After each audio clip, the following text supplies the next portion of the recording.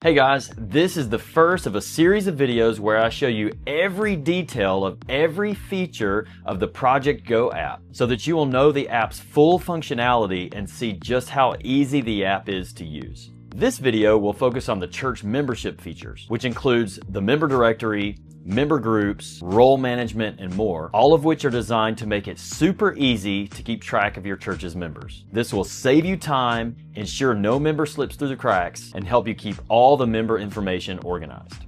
Let's dive in. All right, so here I am logged in as an admin to the Project Go app, and as you can see, we have the member directory open here.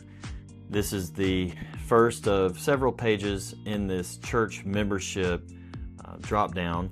And so we're going to spend most of our time in this video looking at the member directory, every detail about it, and how to use it and stuff. So let's start by scrolling down and just having a look at this member directory for this sample church.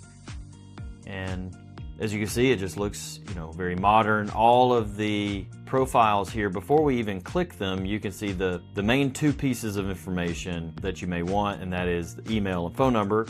And if we were to click on either of these, clicking on the email would open up the email client, and clicking on the phone number would open up the calling app. And so let's just click on this first one, and we get to see more details here, all of the details of the profile. Now if I were to click on the image, I can see a bigger version of the image. We have the address here, and we have the birthday, we have again the email and the phone number, the workplace, and then any social media links. If I clicked on view and map, then that would pull up his address on the map.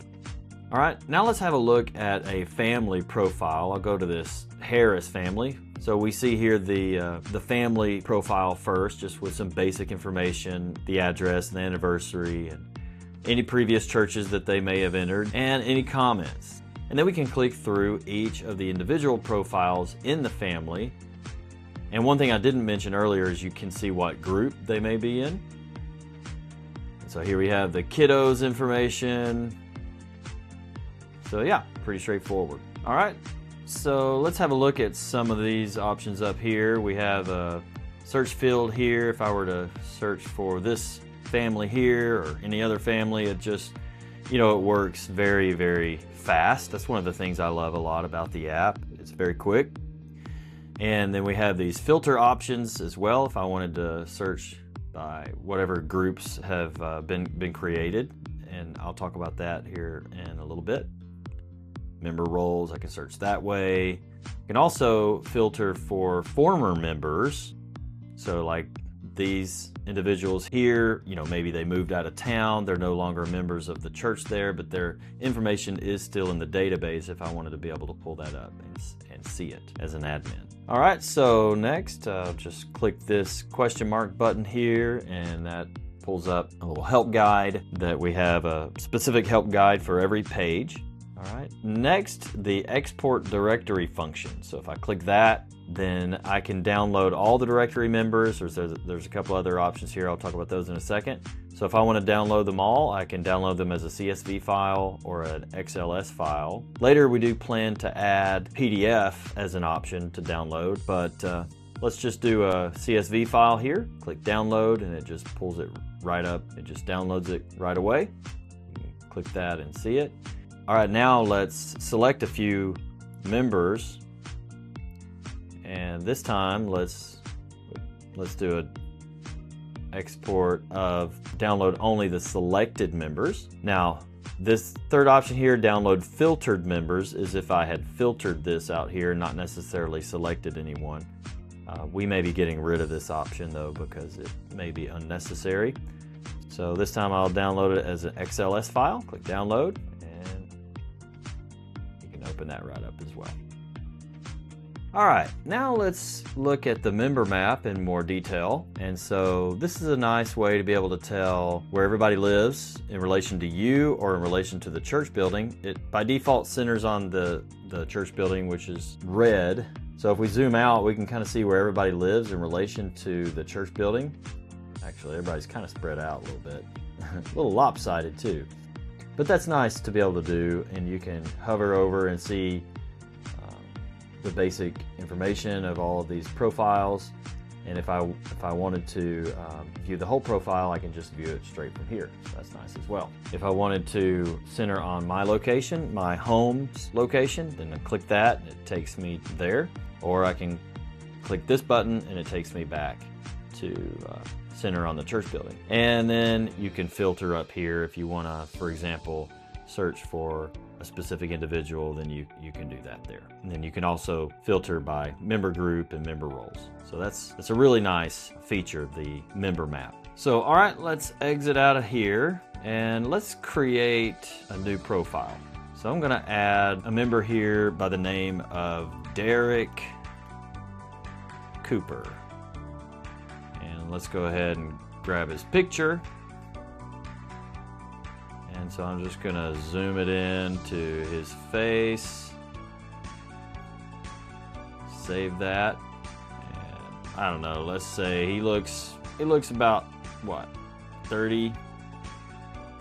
So we'll do 1995, just say June the 6th, and automatically the baptism toggle is on. If you want to indicate a person is a non-Christian, then you can just toggle that off. But I'm going to leave it on here for Derek, and let's say that he was baptized in 2016 on August 18th. All right, let's put the gender in here, and let's put an address, email, let's put a phone number here. All right, and we're gonna say this guy is a dentist and he works for Cooper Dentistry. And let's say he went to Florida College. Social link here. And let's save, okay?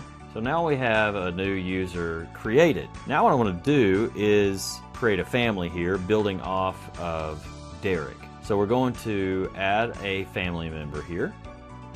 His wife is Jennifer Cooper. All right, what we're gonna do is we're gonna grab that same picture from earlier, only this time I'm gonna zoom in on her face. Of course, you don't have to do it this way. You can use a separate image altogether, of course, but for simplicity, I'll do it that way. All right, let's select the family relationship. She is the wife.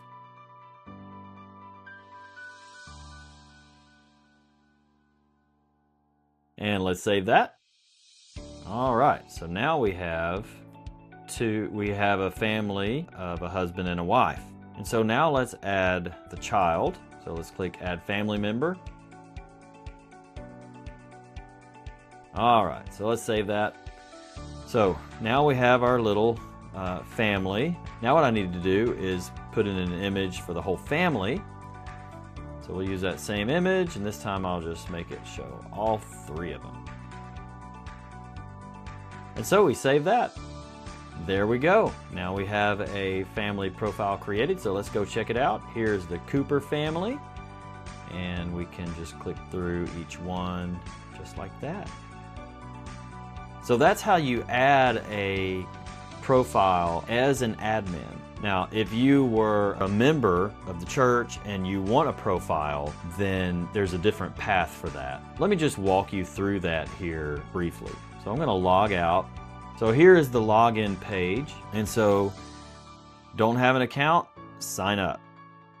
We're gonna fill in the information here. All right, so let's click continue.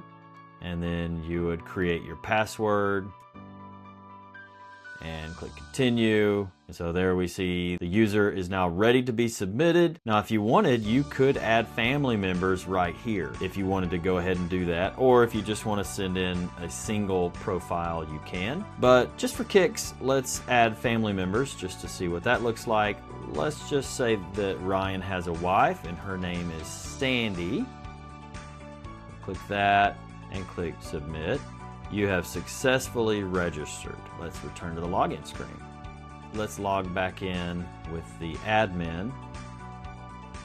That just kind of walks you through how you would create an account, and then the admin would have to grant you approval. Now, I can, of course, as an admin, edit any of the profiles, but I want to show you now how you can make an individual profile that's part of a family profile, an independent profile separated from the family if that person starts his own family. So we're going to go to this child here, Levi. Let's say they have an older son and he has married or moved out of the house and he wants to be considered his own separate family. So what we do in this case is go down here to the bottom where it says make profile independent. And if we were to click that, then we confirm that. And now you see he's removed from here. And if we go back out here and scroll down to Harris, we see that Levi is now his own separate family, so to speak. And so if we wanted to come in here, we could add a wife on his profile, and then they have their own separate thing. So that's kind of a neat feature as well. Okay, next, let's leave the member directory and let's go down to member groups. We see here there have been 4 groups that have all been created. And if I click on any of these, it'll show the members that are in each of these groups, which is really neat. I can, of course, edit any of these. If I want to create a new group, it's really easy. Let's say I want to create group 3, and let's say it has a red badge, and then I can search for members here, or I just go through and select which people are part of that group. Click submit, and there we have group 3. All right, let's go next to account approvals. And so here's where we see any accounts where someone has gone in and registered to have an account and it has not yet been approved. So for example, we see that Kemp family here. So if I want to approve that, I just click accept request, and now that family will show up in the member directory. Now if I wanted to go in and complete the member profile because it hasn't been fully fleshed out, I could click that and it takes me here if I want to, add the images for this family and add any of the other details, address, so forth that has not yet been added. All right, let's go back to where we were. Now, if you review an account that you do not want to be, you can just click deny and that'll be removed. And so while we're at it, let's just go ahead and approve of this one as well. Okay, now next we're going to go down here to role management, and then I'll go to user roles after that. Now this is where we can create new role groups, and that just means different classes of users that have different levels of access inside the app. So the admins and members, these two come by default. So here we see volunteer, that's actually a group that I created with different levels of access to different things. And so you can do that. We'll just go ahead and create a new role group, and we'll say this one is tech team.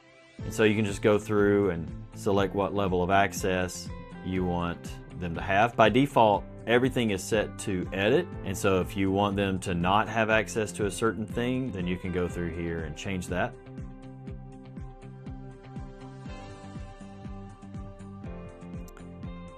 Click create, and there you have a new user role. And so next, let's go to user roles here. And this is where you as an admin get to select what user role each member of the church can have access to. And so if you want to change it, you can just go through here and change it.